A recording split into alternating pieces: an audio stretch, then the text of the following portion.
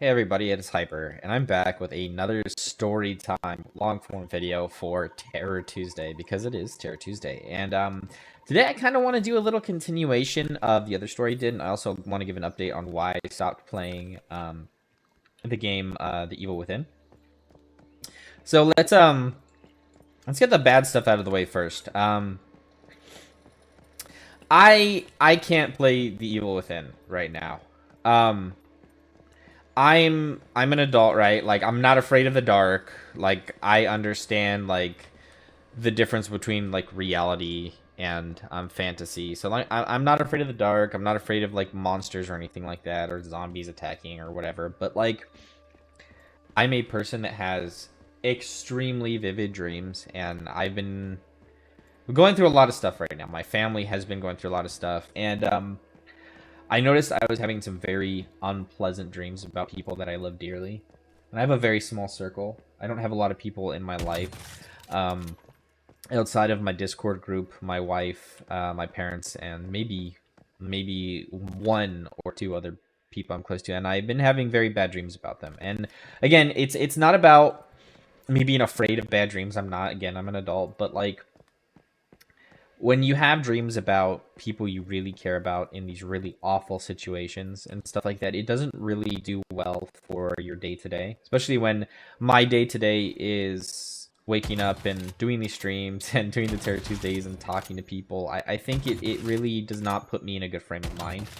And especially not when you're doing it every week, you know what I mean? So that's why I haven't returned to The Evil Within, because I for starters, like, I like scary stuff. Like, I like spooky ghost stories. I like the paranormal. I like things about like aliens and cryptids and SCPs and stuff. But I'm not really fond of, you know, slasher movies. Like, I don't find them entertaining. I think watching other people die horrible, painful deaths is there's nothing entertaining about it. It's just awful and sad. And that's coming from somebody who is a Marine, who is fully prepared to do my job and had seen a lot of stuff like that. Like, it doesn't like disturb me, but it doesn't make me happy, you know. And I don't want my channel to bring stuff like that into my life, like these dreams I've been having about my father and my wife and other people I care about. And it's just not something I'm gonna invite, right? I need to set up that boundary. So if I'm gonna continue to do stuff like that, I'm gonna do stuff that's more narrative based, jump scare based, something that's not so visceral, right? Because it's like The Evil Within was like, there's a lot of shock value there, but there wasn't a lot of substance. The gameplay was kind of boring, and it was just there were puzzles, but they weren't like clever puzzles. It was just tedium, and I think that mixed with just over the top violence was just didn't make for a good game. And I play other games. I play Dark Tide. I play Turok, so it's not the blood and gore that bothers me. It's just the imagery of pain and suffering for no reason. I'm not about that, right? So I'm gonna continue to stick to these long form videos and other games that have better backgrounds, more lore to them, more narrative, more of a story, not just shock value. And that's why I haven't returned to that, because I just maybe I'll revisit it in the future, but I'm not in the place to be playing games like that right now. Anyways, let's get on to the other part that people are actually here for, the story time for Terror Tuesdays. Now that that's out of the way, God, I spent way longer talking about that than I wanted to. So sorry about that, guys. But yeah, last week we talked about beings I used to see as a child, and I used to think, oh yeah, figments of my imagination, blah blah blah, imaginary friends, whatever. But like, the story corroborated very well with my sister's story in the same house, and in a very uncanny, very specific way that I find it very hard to be a coincidence. And again, I am a religious person. I believe that there are paranormal things out there, things that we can't explain. I'm also very scientific, so I'm not one of those people. It's hard to explain. You'll have to talk to me in person later on my exact opinions and all that stuff. But it really stuck with me. That first experience was something I couldn't explain. That was very, very vivid, very surreal, very tangible. Really has stuck with me for my whole life. And I think partly that's why I have follow-up stories like this one. So this story involves those same entities, the red eye shadow, like, outlining things, the silhouettes, right? I guess I'll just call them the silhouettes that I saw as a child in my room at night. If you guys haven't seen that story, go back and watch that other video. A lot of people thought it was pretty spooky, because I mean, it was, and it still gives me like goosebumps. I shiver down my spine sometimes when I think about it. But yeah, This is like months later, right? So my dad was a months, maybe years, I don't even remember. It's been so long. It's hard to really, put it all on a timeline. But my dad used to be a police officer, and before you like cruise him or anything like that, he was a detective. He worked crimes against children and stuff like that. So he was putting away some very bad people that needed to be separated from society. So yeah, he was gone a lot. He worked nights. So at night, a lot of the time, I would be home. My mom would be home, and my sister would be home. And my sister did her own thing a lot. She had like her own little friends. She watched her shows. She had like whatever. And I spent a lot of time alone in my room too. But my mom was also alone too. So she was kind of scared and stressed out, especially when it would get nighttime. We lived out in the desert, like towards the end of Southern, if anybody is familiar with the area I grew up in. And yeah, a lot of weird stuff used to happen. We used to have a lot of really interesting things being out there. A lot of interesting sounds being that far from the city. And we'd live out and you could see the lights of Albuquerque out in the distance. Like I used to call it the Sea of Lights as a kid, but it would get pitch black. Pitch black. It's not like that anymore, but it was like that as a kid. And nights got a little bit spooky, not because anything weird was going on, because they were just so quiet. And it was peaceful and I liked it, but after I had these like interactions with those silhouettes the first time, like I became pretty paranoid as a kid, right? And even as a kid, like I wasn't afraid of monsters. I didn't think there was anything under my bed or in my closet, and like nothing like the boogeyman or like that stuff didn't scare me. But stuff that like these humanoid creatures that were like showing up in my personal space really did bother me, because it was like I couldn't explain it, right? And I started to be playing alone in my room and stuff. And I don't know if you guys have seen the movie The Conjuring, but on one of them, is it The Conjuring? I don't remember. It's that family where they get a new house, it's haunted, they have a baby. And there's this one scene where there's this guy, you hear the stomping outside, and they have like a deck outside. And he's just walking back and forth across the window, just seemingly ignoring the mother in there. And it gets louder, and he's like just walking back and forth, and then out of nowhere he just turns like 90-degree angles and walks in the house.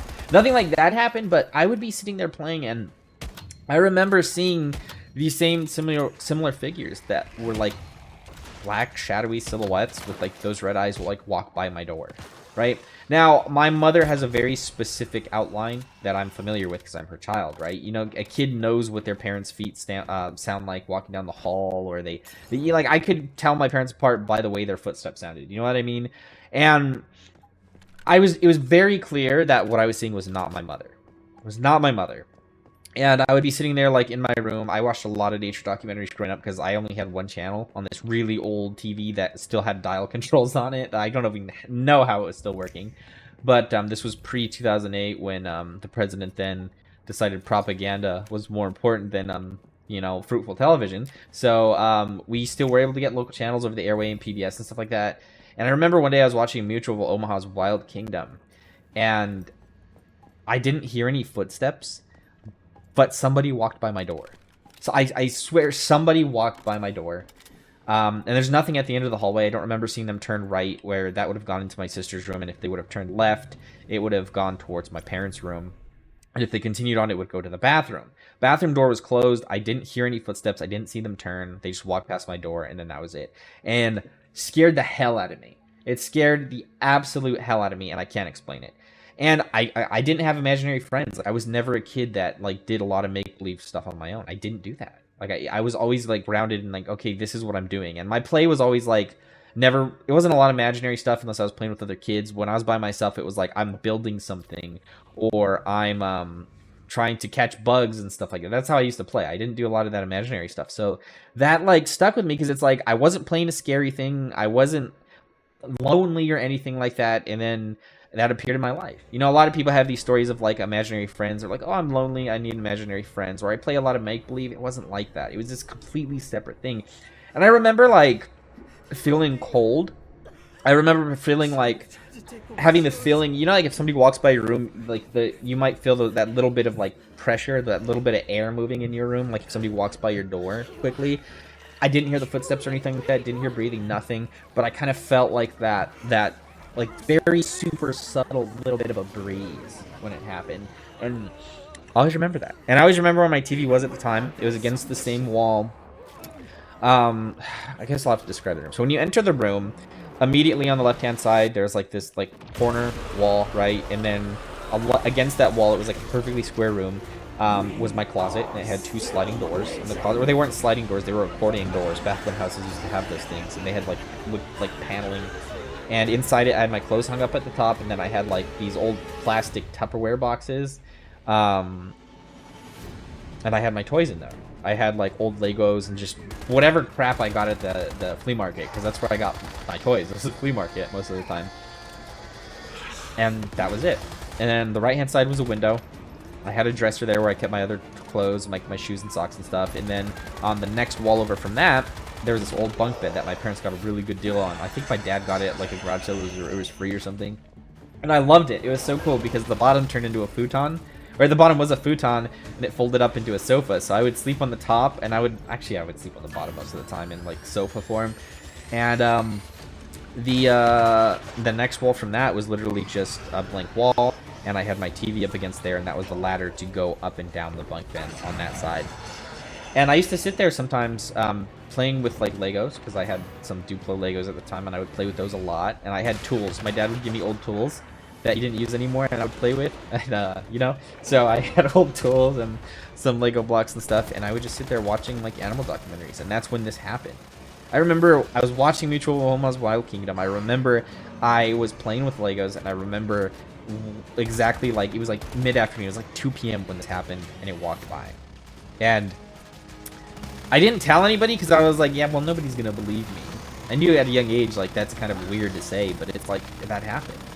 And then, again, more things would happen, especially late at night. I'd be going to bed, and at this point on, I was really scared. Because at first, it would happen at night, where I was in bed, and I was laying down, and I was, like, having dreams. You know, like, all this stuff, like, you're a kid, and you're like, okay, maybe it's just a dream, whatever.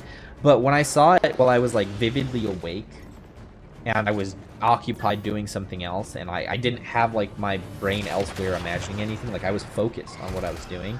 And to have it happen then when I was focused is what really bothered me. Especially in hindsight when I look back at it, it's kind of weird. So I started to get kind of uncomfortable being alone, right? And it was a dark house. It was an old brick house. We had like windows in every room, but there was like wrought iron like bars outside of the windows where we lived, right? And we had like an eave that was over the window. And living in the desert, like the way the sun passed over our house, it was like always directly above. So the inside of the house never got a lot of direct sunlight into the windows. Like the outside was well lit, it's the desert, right? But the inside would stay dim. And a lot of houses were designed like that to reduce like power needs. And you know, a lot of people didn't have AC in the days when those houses were built, so it kept the house cool. But it also meant that the house was very dark inside, very dark inside. And I just always remember it being very dim in that house, and that didn't really help the situation. You know what I mean? I was never somebody that was afraid of the dark, but I was afraid of the unknown. So if it was a dark place that I was familiar with, I was fine. I could walk in the hallway at night, didn't care. Go to the bathroom, didn't care. Be in my room alone at night, didn't care. But if it was somewhere where like I had heard something come from there and it was dark, I'd be like, okay, I don't like that. But now at this point in time, I was finally starting to get afraid at night, because it was like I was seeing these things I couldn't explain, and at night you can't really see what's going on around you, right? So I was like, these things are coming around me in my hallway, in my house, near my bedroom, and I can't explain them. So I started to get really afraid of being alone and being in the dark and stuff, because I was like, okay, these things are in the dark, they started at night, and I don't know, it just bothered me. So I started to have other dreams where I'd like wake up and I'd have a dream like that they were just staring at me, like face to face, just down at me, right? And I used to sleep with my head against the bars for the ladder that go to the top of the bunk bed. And I'd have my pillow set up right there. I'd have the futon on my back, so my back was always right up against like part of what I was sleeping on. And then my feet, well, that was the side that was towards like the window. And that's where my feet would face. And I just remember like laying there one time, and then I remember my dad telling me to get up over. He's like, okay, time to get up, whatever. I remember being in it. And that's, my dad used to wake us up on the weekends. He just opened the door like, hey, come on, let's go get some breakfast. Or, hey, like, let's go do this. Or, hey, let's get ready. Because that was the few times I saw my dad. Because he was always working. He worked swing shifts, and he worked like 70, 80-hour weeks when I was a kid. So, I mean, weekends, especially when I was really young like that, like 3, 4, 5 years old, I do remember that vividly. And I remember one of those times that happened, and I woke up, and I was like, okay, it's time to wake up. But when I woke up, it was dark. It was so dark. And I know it was dark because like I had this white blanket I would sleep under, super soft, like plush blanket, but it had like a lot of little holes in it because the way it was like stitched. You know, it was like knitted in a way where there were like a lot of gaps you could kind of see through. Like a lot of light would pass through it, and it was white. It was like this off-white, like yellowish color, kind of, you know. And I was like, okay, I could tell it was dark, but my dad was like, it's time to get up. So I kind of like look outside from under my blanket, and I've never liked sleeping with my head above the blankets. I hate it. I do now, because I share a bed and it's inconsiderate, right? Like I'm married, but like I hate it. I've never liked it. But I looked over and I was like, there was nothing there. But I could have sworn my dad was telling me to get up, and it scared the crap out of me. So I remember like going back under the blanket and like tensing my body up really tightly because I was like, I don't know if I was afraid something was going to touch me or whatever. I don't know. So I made sure my feet were tucked in. I put the blanket under my feet so like they couldn't slide out by accident, and I kind of pushed the pillow against like the ladder to kind of make a barrier, right, and try and go back to sleep. And I was just sitting there trying to be as quiet as possible, not holding my breath. And I was like, okay, I don't know what that was. I heard something. Somebody told me to wake up. It sounded like my dad's voice, but he wasn't there. And then I remembered, like, my dad's not even home. And since he worked swing shifts, he would come home in the mornings a lot of the time. Like Saturday, he would like come home, and we had like this big wrought iron screen door in the front, as well as our like a deadbolt, like our actual door. So it was really loud when my dad would come home in the morning. So I would always know, like, dad's home. That's what that sound meant. That opening and closing of that big wrought iron like great door, because that meant my dad was home, and that's always what I associate that sound with. So I didn't hear that either. So I was thinking like, okay, this is weird. This is really weird. And again, I had vivid dreams as a kid. Vivid dreams. Like I knew when I was dreaming as a kid. I don't anymore as an adult, which is weird. It should be backwards, but like I don't know. It's just odd. And after that had happened, I freaked out. I eventually fell asleep again. And then again, I was woken up, and it actually was my dad. And I opened my eyes. I was afraid to open my eyes. I remember hearing the voice. I was like, "Oh God, please, please, please! I don't know what's happening." So I kind of like peeked one eye open. I remember I kept one closed, and I barely, like if you're a kid trying to make sure people think your eyes are closed, if you're like playing hide and seek or something, or you're pretending you're asleep, where your eyes are cracked to where you can see, but they can't really tell if your eyes are open or not. That's what I was doing, right? And I could see that it was light. I was like, okay, so my dad probably is home. It probably was him. So I kind of opened my eyes fully, and it just looked like there was a shadow on the outside of the blanket. And I was like, oh God, I freaked out. I closed my eyes again, and like I brought my legs up to me, and I like put my arms around me, like kind of not in the fetal position, but I really like tucked into a ball. And I was sitting there, my heart was racing, and then I actually heard my dad in the hallway. He was like, "You okay?" He's like, "You good?" I don't remember what he said, and he said something to me, and I kind of like looked over at him, and I was like, "Okay, my dad's actually here. I'm fine." I don't know if it was a shadow or what it was, but it scared the hell out of me. And from that point on, like I was always afraid to sleep on my back, and I started sleeping on my side because I didn't want anything to be able to be above me while I was sleeping. Like it traumatized me. It scared the hell out of me, like that whole experience. And then I don't know, it was weird. Like what are we at? 18 minutes. Like, geez. I know I'm rambling. It sounds like I'm talking about nothing, but I'm trying to be really descriptive because, like, these memories to me, they're not like, oh yeah, this happened, blah blah blah. Like I feel it. Like I remember exactly what I felt like in those moments when it was happening.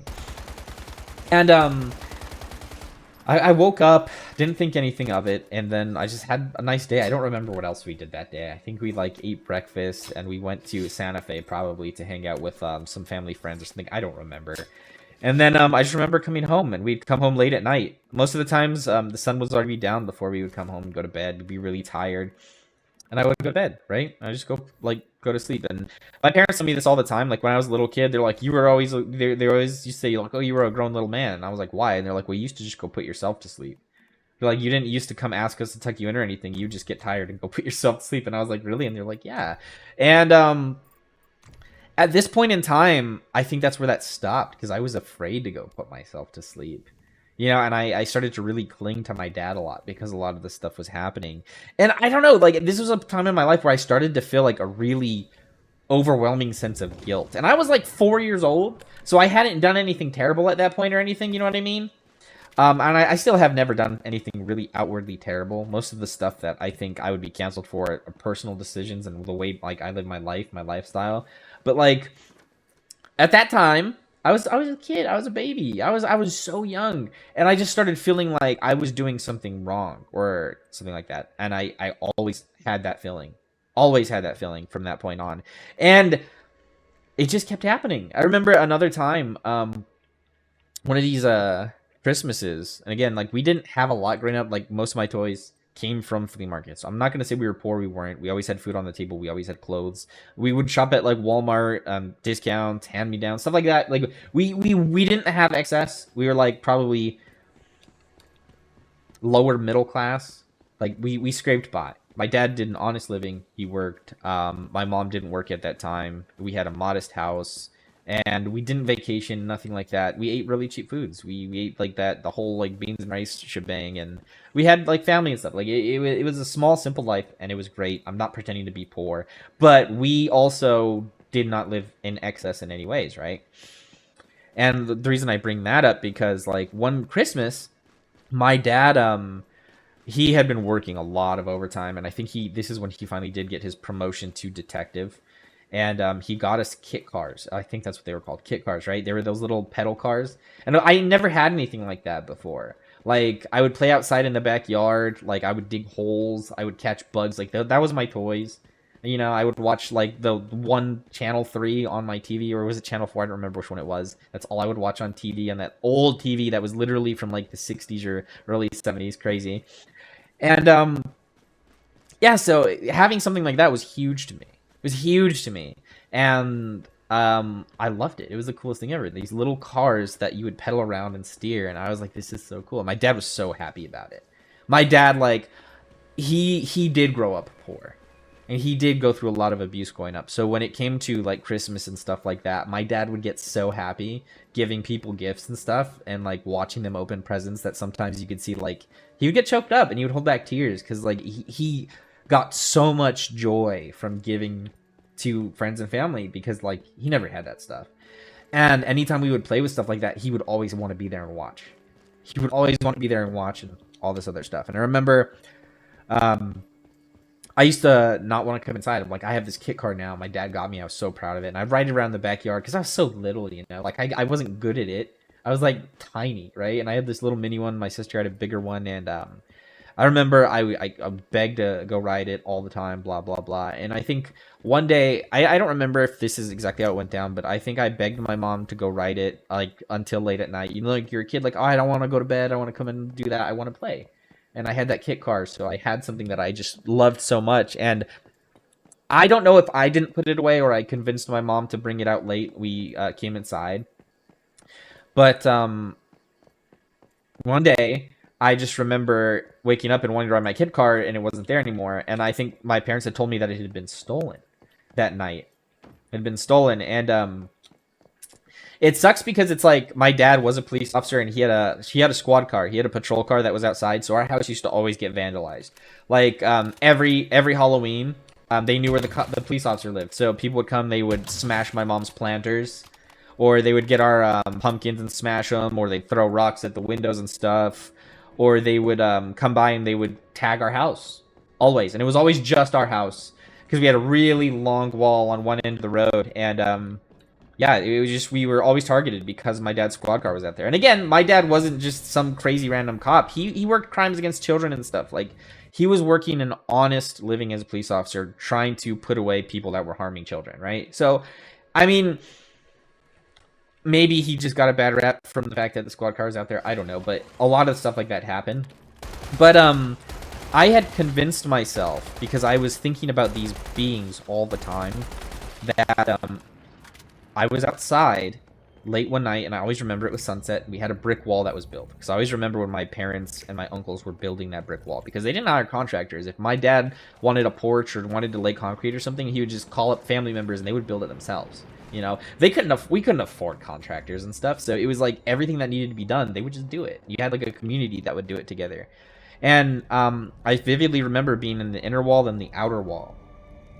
And the inner wall is where I was riding this kit car around, and my mom could see that from the kitchen. And I just remember one time, like, feeling this really alone feeling, and it was like, really late in sunset. And I don't know if it's, I don't know what happened, but I had gotten this memory ingrained in my head. It was not a dream, at all, that I was outside with my kit car. Somebody had jumped the wall, and I didn't know who it was. So I kind of, as a kid, like I was quiet, like I wasn't like outspoken. I didn't say like, "Hey, who are you?" or anything like that. Kind of just froze up. And when that person turned over, you know, like they braced their fall, they crouched, they stood up, and when they looked up, there was nothing there. It was just a black silhouette. It was like, I don't know what they were wearing, but they were wearing like jeans and some tennis shoes that probably, it was all black, all completely black, and the hoodie they had was black. And I just always remember the same exact red eyes that I would see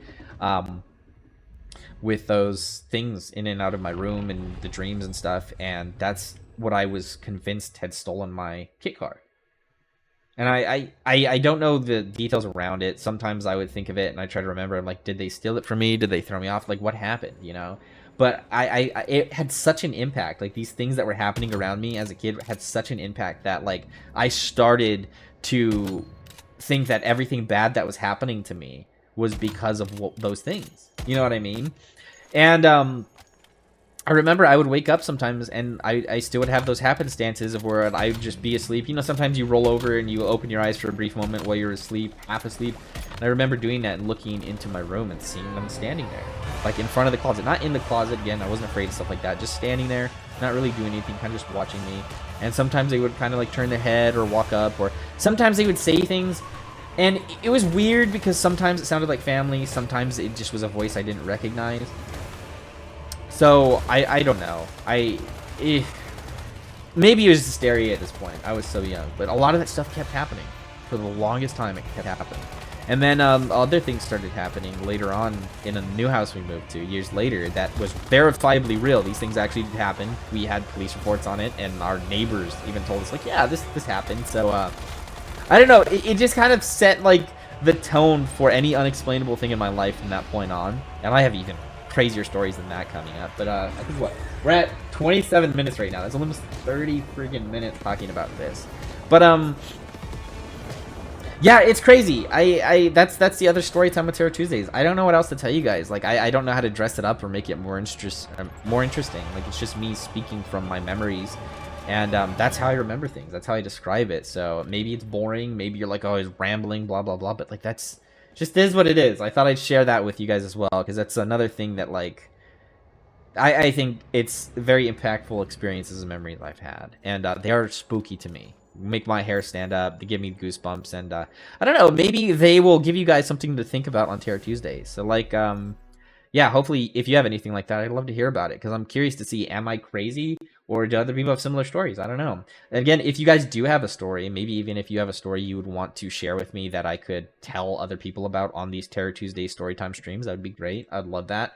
And if not, it would be cool just to hear your guys' experiences yourself. I love sharing stories, and that whole, like, oral tradition of saying, like, this is what happened to me.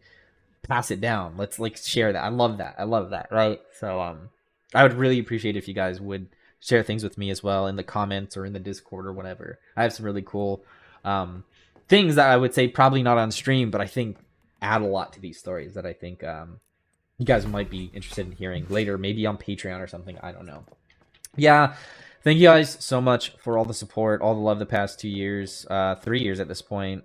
Actually, no, 2020. Yeah, 4 years.